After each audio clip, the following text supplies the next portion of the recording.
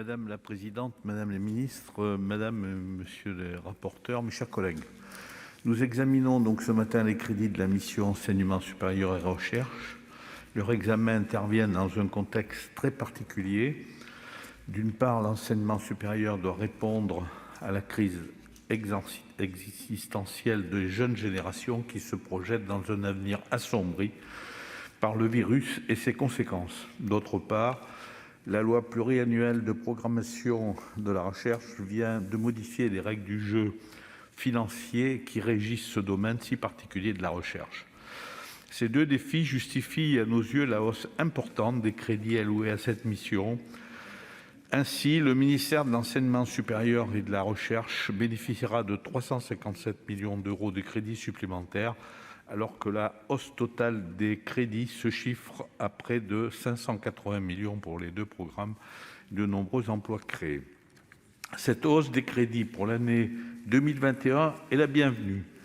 Concernant le programme Enseignement supérieur, les budgets alloués aux universités doivent augmenter pour permettre aux établissements de faire face à une hausse très importante des nouvelles inscriptions. Cette vague d'inscriptions découle directement des résultats particulièrement élevés à l'examen du baccalauréat. Le cru 2020 s'avère ainsi abondant dans les universités, alors même qu'elles doivent adapter leur fonctionnement aux nouvelles contraintes sanitaires.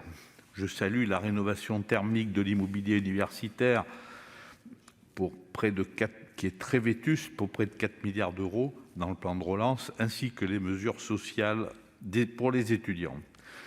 Quelques 20 000 places supplémentaires ont été prévues dans le budget 2021. Ce chiffre se compose d'une part de 10 000 places comptabilisées dans le plan étudiant et 10 000 places dans le plan de relance. Si ce premier volet se comprend aisément, avouons tout de même qu'il n'en va pas de même sur le second.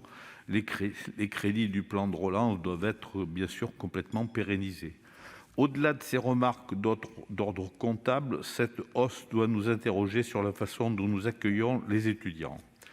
Comme l'a très bien expliqué la rapporteure, Mme Vanina Paoli-Gagin, nous observons depuis de nombreuses années une baisse tendancielle de la dépense moyenne par étudiant accueilli dans l'enseignement public. Ainsi, en 2014, on dépensait 11 290 € par étudiant et 10 110 en 2019.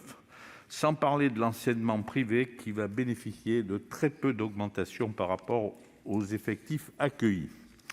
Je rejoins l'analyse de la rapporteure, alors que dans le même temps, le nombre d'étudiants admis à l'université n'a cessé d'augmenter. Nous constatons depuis plusieurs années un inquiétant effet de ciseaux, avec les dépenses par élève qui baissent et le nombre, bien sûr, qui augmente fortement. À l'heure où nous avons à la fois besoin de former des talents très spécialisés et où nous cherchons à revaloriser les filières professionnelles, cet effet de ciseaux doit nous interpeller. Pour ce qui concerne les crédits du programme Recherche, je me réjouis de la bonne articulation entre le texte de loi de programmation pluriannuelle de la recherche, d'une part, et le projet de loi de finances pour 2021.